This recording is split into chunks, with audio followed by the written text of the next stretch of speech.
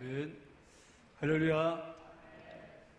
지난 2월 달에 하나님의 부름을 받은 이어령 교수님은 이 시대 최고의 지성으로 알려졌고 또 문화부 초대 장관을 지냈던 분입니다. 그는 인생 후반기에 예수를 믿어서 그의 나이 76세에 세례를 받았습니다. 그는 말하기를 기독교의 목적은 예수님처럼 되는 것이다.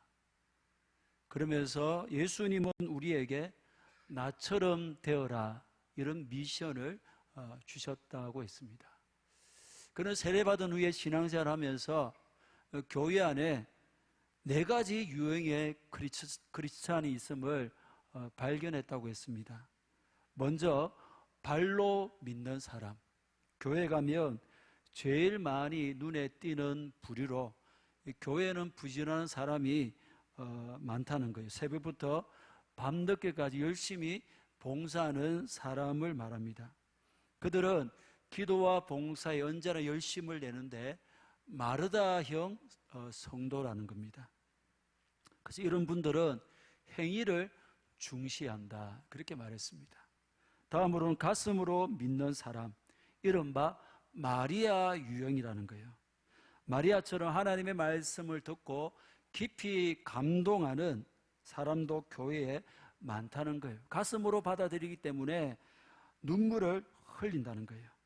그들은 마음속으로 계속해서 할렐루야와 아멘을 외친다라고 말했습니다. 세 번째로는 머리로 믿는 사람입니다. 이 유형의 대표적인 사람이 바로 자기 자신이다라고 했습니다. 발로 걸어보지도 가슴으로 받아들이지도 않고 머리를 굴리며 생각을 거듭하는 사람. 물론 지성의 작용은 중요하지만 머리로만 믿을 경우는 결코 하나님을 믿을 수도 없고 만날 수도 없다는 것이 그가 깨달은 바입니다. 마지막으로 이 모든 것을 종합한 몸으로 믿는 사람. 발로만, 가슴으로만, 머리로만 믿어서는 안 되고 모든 것이 합해져야 한다. 온몸으로 믿는 신자가 온전한 신자고 예수님이 전형이시다. 그리고 이 땅에 선한 목회자와 또 성도들이 바로 몸으로 믿는 신자다. 그래서 여러 가지 부정적인 그런 모습에도 불구하고 교회가 희망인 것은 이 몸으로 믿는 신자들이 있기 때문이다. 그러면서 나는 오늘 어떤 유형의 크리스찬인가 그렇게 고민해야 한다 이렇게 말했습니다. 이 몸으로 믿는 신자, 몸으로 믿는 사람이 오늘 우리가 본문에서 다루어야 할 주제입니다. 우리는 똑같이 교회를 다니고 똑같이 모임에 참석하고 똑같이 봉사를 하고 똑같이 신앙생활을 하는데 그렇다고 해서 믿음이 다 똑같은 것은 아니다라는 거예요. 이어령 교수의 말처럼 발로 믿는 사람이 있고 가슴으로 믿는 사람이 있고 머리로 믿는 사람이 있고 이 모든 것을 종합하여 몸으로 믿는 사람이 있습니다. 근데 오늘 본문은 믿음을 2가지로 분류하는데 살아있는 믿음과 죽은 믿음 이 2가지로 분류합니다. 여러분은 4가지 유형의 크리스찬 중에서 여러분은 어떤 유형에 들어갑니까? 여러분의 믿음은 과연 살아있는 믿음입니까? 아니면 죽은 믿음입니까? 수년 혹은 수십 년을 믿어왔는데 그 믿음이 진짜인가 가짜인가? 내 믿음이 살았는가 죽었는가? 오늘 본문이 선명하게 그것을 가려줍니다. 14절을 한번 봅니다. 시작. 내 형제들아 사람이 믿음이 있노라 하고 행함이 없으면 무슨 유익이 있으리요? 그 믿음이 능히 자기를 구원하겠느냐? 아멘. 내 형제들아 하면서 이 말씀 역시 흩어져 있는 12지파, 즉 교회 안에 성도들에게 주시는 말씀입니다. 믿음이 있노라 하고 이 말은 다른 사람에게 자기에게 믿음이 있다고 자랑한다든지 아니면 자기의 믿음을 과대평가하여 자부심을 가지고 우쭐한다든지 하는 사람을 가리킵니다. 근데 여기서 말씀하는 만일 사람이 믿음이 있노라 말한다면가 만일 사람이 믿음이 있다면 이 두 가지는 엄연하게 구별되어야 됩니다. 후자에 있는 믿음이 있다면, 즉 그 믿음이 실제 하는 믿음이라면 그 믿음은 구원을 가져다 줍니다. 그런데 믿음이 있다고 말하는 사람은 그가 구원받았는지 받지 않았는지를 확인을 할 수가 없습니다. 확신을 가지지 못합니다.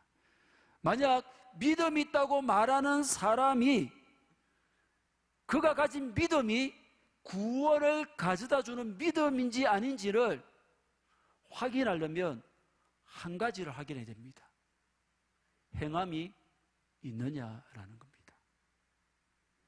만약 믿음이 있다고는 말하는데 행함이 없다면 그 믿음은 죽은 것입니다.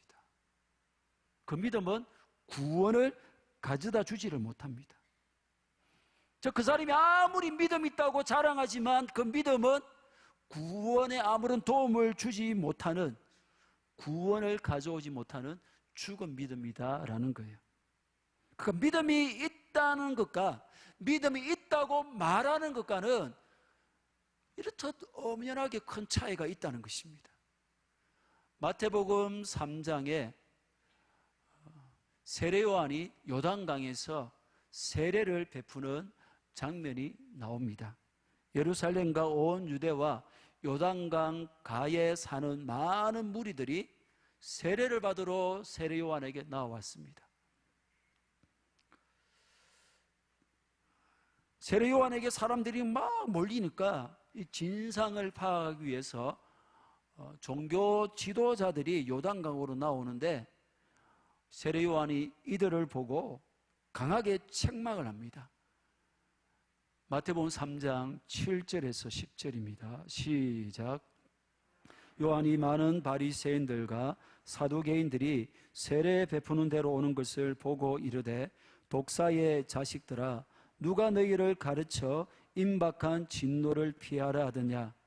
그러므로 회개에 합당한 열매를 맺고 속으로 아브라함이 우리 조상이라고 생각하지 말라. 내가 너희에게 이르노니 하나님이 능히 이 돌들로도 아브라함의 자손이 되게 하시리라. 이미 도끼가 나무 뿌리에 놓였으니 좋은 열매를 맺지 아니하는 나무마다 찍혀 불에 던져지리라. 아멘. 바리새인들과 사두개인들은 아브라함의 자손이다, 이 자부심이 대단했습니다. 누구보다 하나님을 잘 믿고 사랑한다며 자랑하며 떠벌리고 다녔습니다. 그런데 실상은 세례 요한의 말처럼 회개에 합당한 열매를 맺지를 못했습니다. 하나님을 사랑한다, 하나님을 믿는다, 하나님을 경외한다고 떠벌리기는 했지만 실제는 믿지 않았다는, 무엇을 보고 압니까? 행함이 없었다는 거예요. 그 삶에 하나님을 경외함이 전혀 없었습니다. 그래서 세례 요한은 그들을 독사의 자식들아 그렇게 불렀습니다. 고백은 했지만 행함이 없었던 죽은 믿음이었고 죽은 고백이었던 겁니다.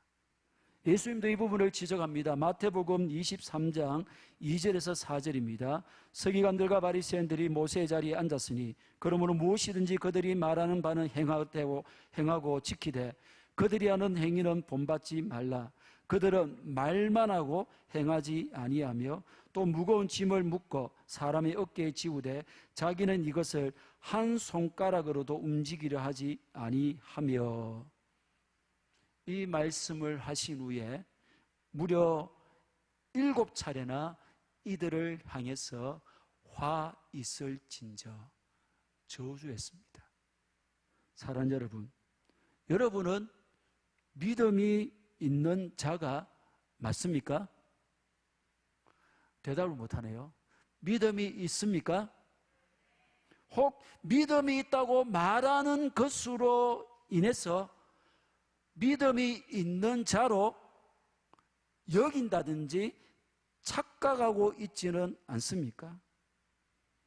야고보 사도는 믿음이 있다고 말하면서도 행함이 뒤따르지 않으면 믿음이 없는 자다 착각하지 말라고 지금 하고 있는 거예요.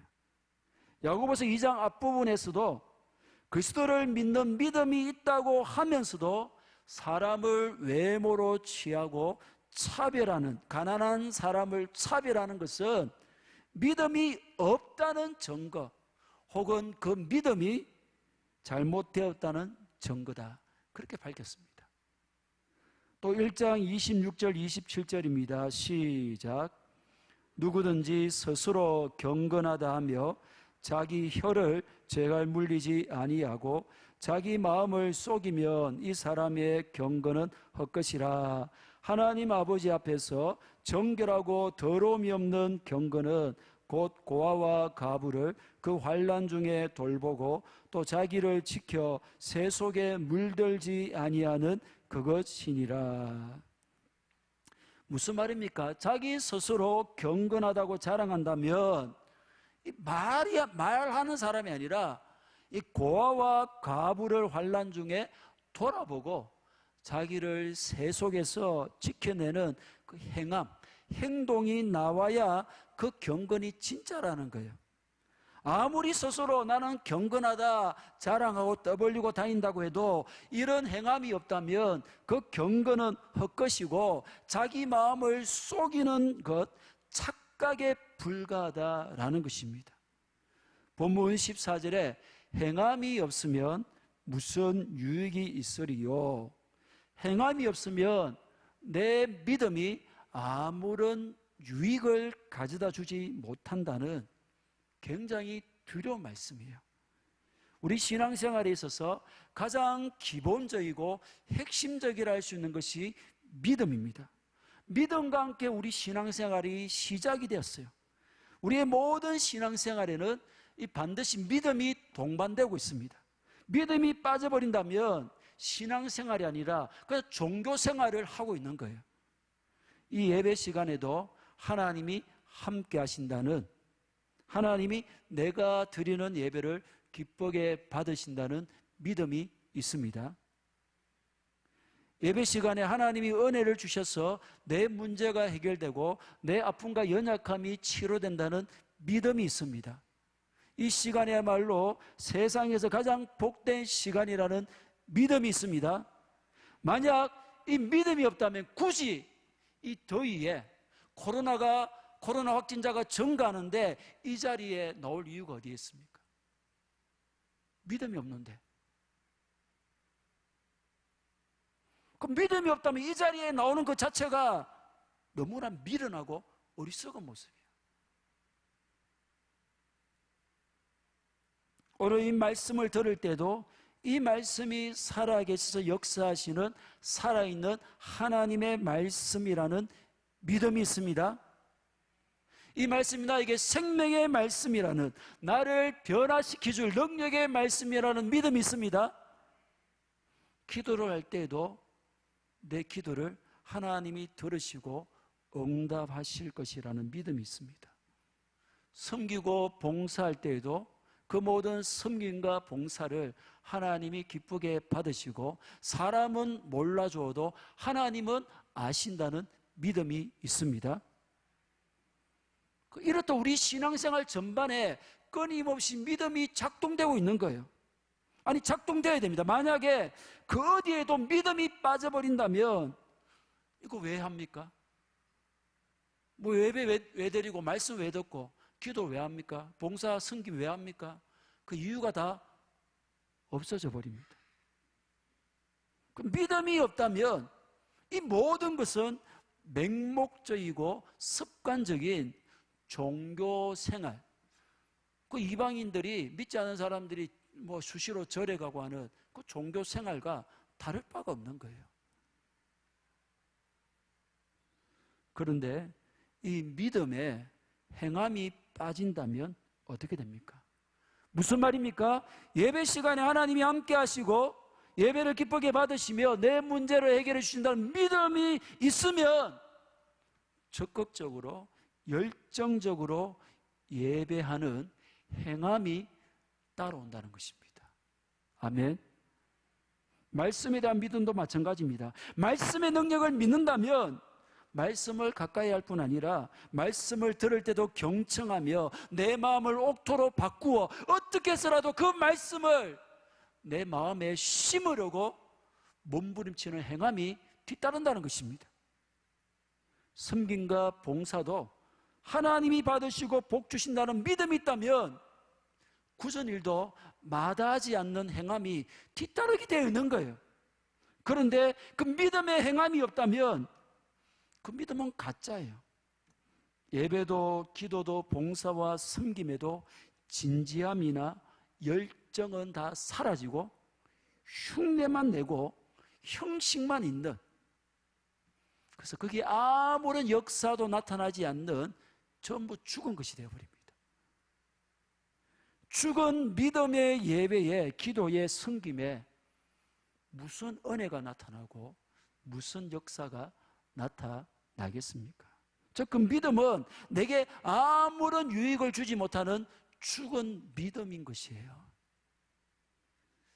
금요 기도회 때 말씀 들었는데 우리 성도님들이 다 들어야 될 내용 같아서 다시 말씀드립니다. 우리 고신교단에 총회 차료가 있는데 그게 충격적인 보고가 있습니다. 우리나라 인구가 2007년부터 2020년까지 13년 동안 1.5% 증가했는데 우리 고신교단의 성도 수는 17% 감소했습니다. 특별히 청소년은 13년 동안 우리나라 청소년은 27% 감소했는데 고신교단의 청소년은 무려 50% 감소했습니다. 그러니까 지난 13년 동안의 그 감소한 그 통계와 미래 예측치를 대비해 보면 충격적인 결과가 나오는데 2020년부터 2030년까지, 즉 2030년이 되면 고신교단의 청소년은 71% 감소하게 됩니다. 그대로 나아가면 2035년이 되면 고신교단의 청소년은 0이 됩니다. 0. 쉽게 말해 앞으로 13년이 지난 2035년에는 중고등부가 고신교단 교회에서 사라진다는 거예요. 중고등부가 사라진다는 것은 초등부가 사라지는 것이고 청년회가 사라진다는 너무나 충격적인 내용입니다. 그렇다면 지금부터 13년이 지난 2035년에 우리 남부산 교회는 어떨 것 같습니까? 일례로 새벽 기도에, 수요 기도에, 금요 기도에 참석하는 수가 얼마나 될 것 같아요? 중간에 자리가 텅 비어 있어요. 예전에는 그렇지 않았습니다.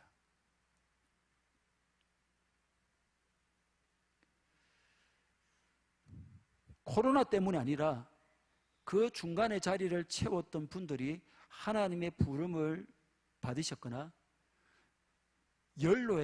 연로해져서 기력이 새어 이제 이 자리에 더 이상 나올 수가 없게 된 겁니다. 그렇다면 누군가 그 자리를 대신 채워야 하는데 전혀 그렇게 되지 않고 있어요. 그뿐 아니라 지금 수요 기도회, 새벽 기도회, 금요 기도에 나오는 분들도 대부분 교회에서 어른이라 불릴 만한 분들입니다.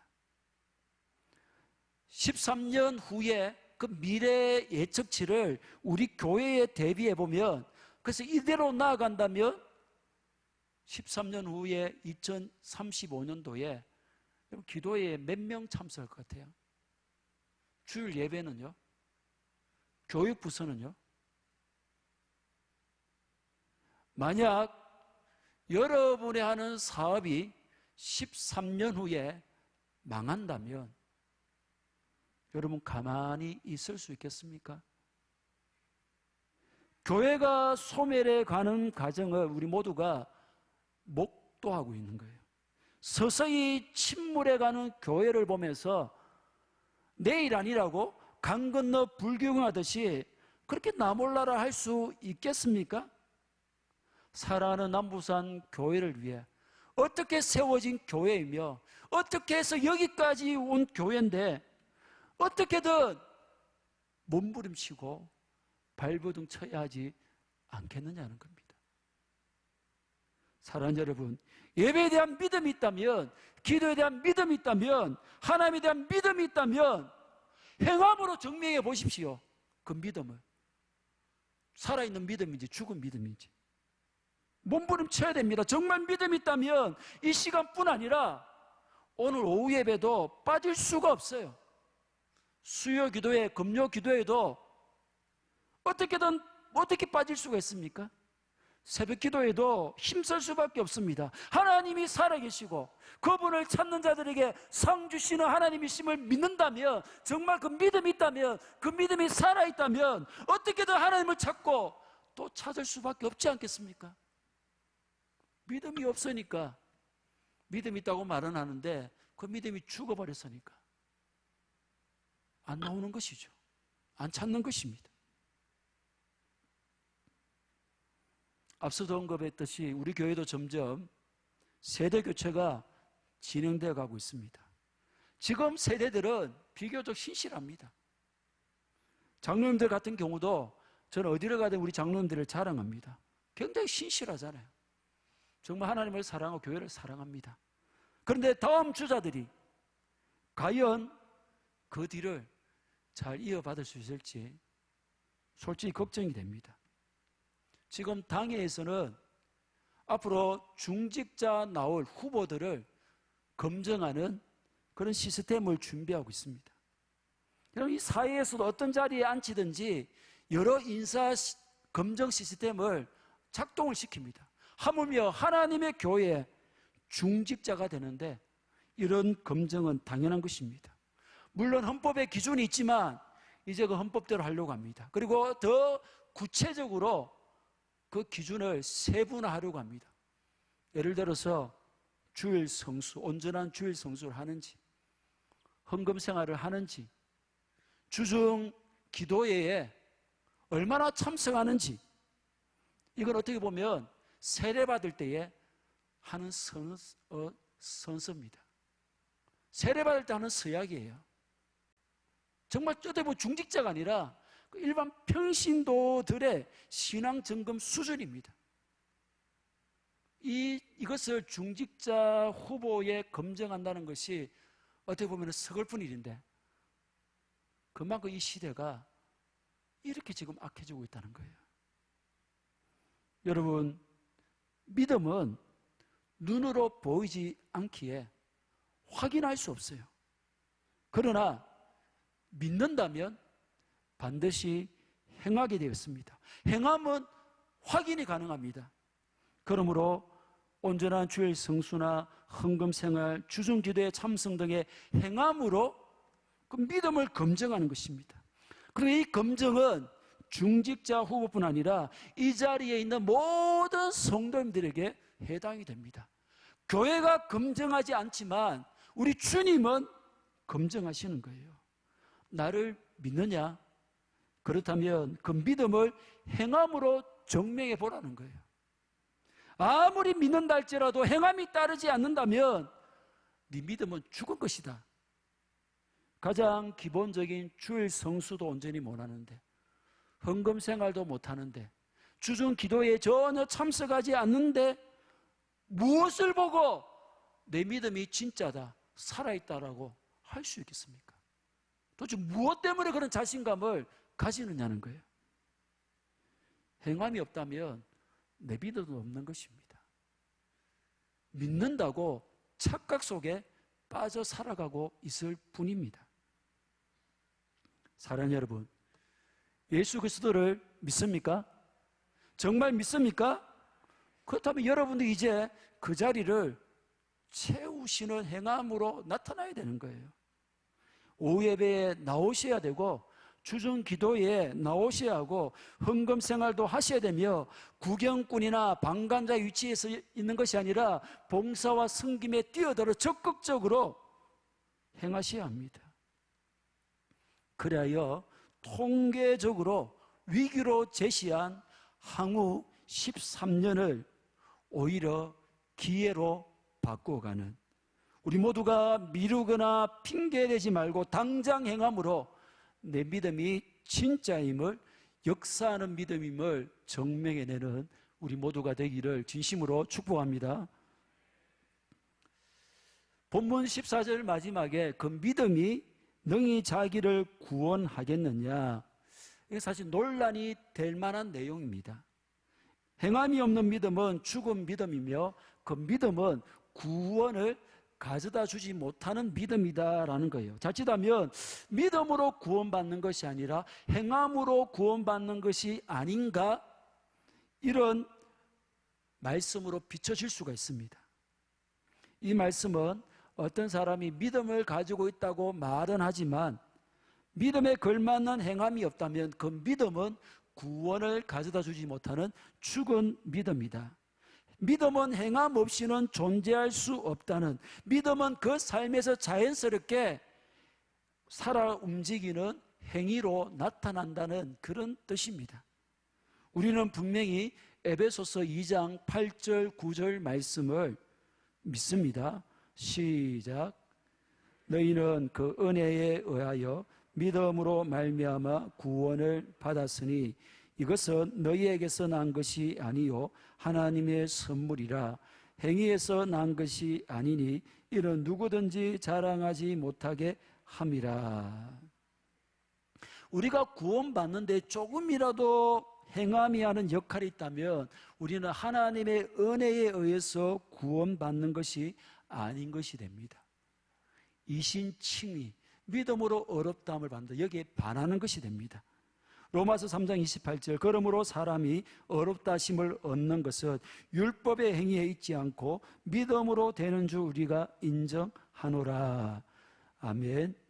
율법의 행위는 할례의 시행 등과 같은 것으로 그리스도의 구속의 은혜를 제쳐놓은 인간의 모든 노력이나 공로를 뜻하는 것인데, 이게 칭의에 아무런 영향을 주지 못합니다. 어렵다 하심을 얻은 것은 오직 하나님의 은혜에 의해서 믿음으로만 되어진 것입니다.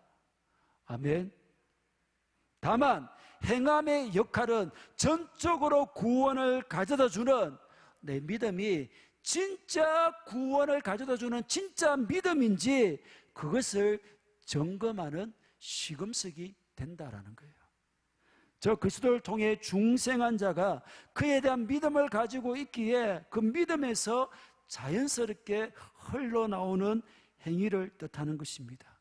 마치 무화과 나무가 자연스럽게 무화과 열매를 맺듯이, 포도나무가 저절로 포도 열매를 맺듯이, 진짜 믿음이라면 그 믿음의 열매를 자연스럽게 당연하게 행함으로 나타난다라는 것입니다. 야고보서 1장 22절에서도 너희는 말씀을 행하는 자가 되고 듣기만 하여 자신을 속이는 자가 되지 말라, 그렇게 말씀합니다. 말씀을 듣기는 하지만 행하지 않는다면 스스로를 속이는 자가 되는 거예요. 믿음이 없는데도 있는 것처럼 속게 되고, 구원을 받지 못했음에도 불구하고 구원을 받은 자처럼 그렇게 속는 거예요. 그렇게 한평생을 자기를 속이고 스스로 그렇게 자기를 속이고 살아간다면 그보다 불행하고 원통한 일이 어디에 있겠습니까? 본문 15절 16절입니다. 시작. 헐벗고 일용할 양식이 없는데 너희 중에 누구든지 그에게 이르되 평안히 가라, 덥게 하라, 배부르게 하라 하며 그 몸에 쓸 것을 주지 아니하면 무슨 유익이 있으리요. 교회 안에 비참하고 가난한 자들이 있는데 듣기 좋은 말만 하고 실제로 돕지 않으면 아무 유익이 없다는 경고입니다. 평안히 가라, 덥게 하라, 배부르게 하라, 이거는 형식적인 인사일 뿐 공허하고 무익할 뿐입니다. 성령이 충만한 믿음의 역사가 풍성했던 초대 예루살렘 교회의 특징 중에 하나가 무엇입니까? 자발적으로 재산과 소유를 팔아 각 사람의 필요를 따라 나눠주었습니다. 더 나아가서 모든 물건을 서로 통용하고 자기 재물을 조금이라도 자기 것이라 하는 이가 하나도 없더라. 그렇게 말씀합니다. 너무나 놀라운 말씀입니다.